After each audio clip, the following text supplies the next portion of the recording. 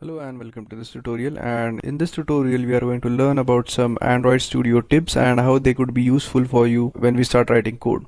So in the previous tutorial we have gone through the interface of the Android Studio IDE, and in this tutorial we are going to discuss some tips which are going to prove helpful for you so that you could program more efficiently. So the first thing which I need to discuss with you is that there are a number of shortcut keys available for you so as to use the Android Studio IDE. So if you want to know all the shortcuts for this, you could simply go on help and you could click on default key map preferences. So if you click on it, you are going to get a list of all the possible shortcut keys which we are going to require to use the Android Studio IDE more efficiently. So what I recommend is that you just simply print out this thing and you could just use them when you are developing the Android applications. Now in these tutorials I'm not going to be using this shortcut keys, and that is because if I'll be using the shortcut keys then it would be difficult for you to recognize what I have done. So these key map preferences are usually available in a PDF format, so you could easily print them out and you could just have the copy all the times with you so as to increase your productivity and efficiency while writing the code. So make sure that you print it out and always have a copy with you. Now one more thing which I wanted to mention is that you could also change the theme for your Android Studio application. So for example, if you want a darker theme for the layout of the Android Studio IDE, then you could change it. So now in order to change it, just simply go on File, then go to Settings, and in the settings under the appearance and behavior you simply click the appearance option and it is going to display the theme for you. Now there are three themes available. The current theme which you are using is IntelliJ, and I recommend the IntelliJ theme, and that is because it is a more lighter theme. Now if you want a darker theme, then Darkula is a theme which you could use, and the Windows theme is much more basic as compared to the IntelliJ.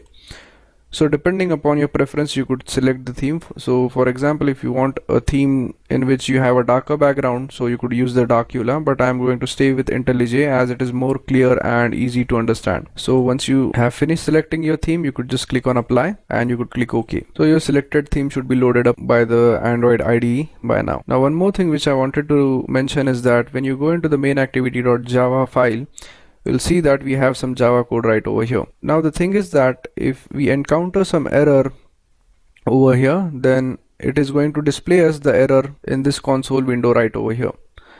Now it is also going to specify the line number on which we have error.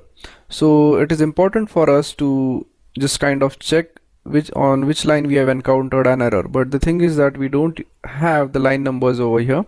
So if you want to display line numbers over here in this gutter, you simply right click on it and click on show line numbers, and it is going to show the line numbers for you so that it becomes easier for you in order to keep track of your code, and you could easily debug your code and you could just point out where your error lies. So it is especially important if you encounter an error, you could just go onto this console and you could check the line number on which you have encountered an error, and then you could modify your error and then just go ahead and run your program.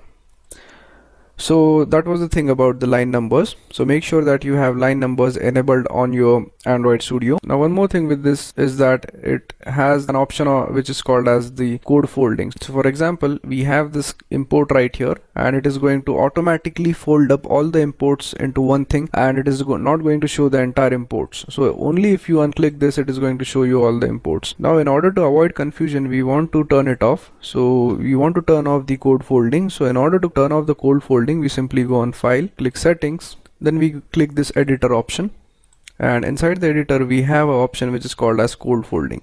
So we select the code folding option and we simply uncheck all these checkboxes, so it is not going to fold any of the code for us, and we are going to get a clear view of the code which we have written. So make sure that you uncheck all of those things and click on apply and click on OK. So as you could see, it is no longer folding our code. So that's it for this tutorial, and in the next tutorial we'll be learning how you could create your own AVD, which is nothing but the Android virtual device. So for example, if you want to set up your new Android virtual device so as to test out your application onto some new phone, so we are going to learn that, how you could do that. And in the next tutorial we are going to learn how you could actually edit and write code for the Android. So the reason I am discussing all these things before directly jumping into the code is that we need to understand these things as we are going to need them in the future, and it would be confusing for you if I explain you to them afterwards. So I thought it would be better for me to cover it right now so that in the upcoming tutorials it would be easy for you to just apply them. So thank you very much for watching this tutorial.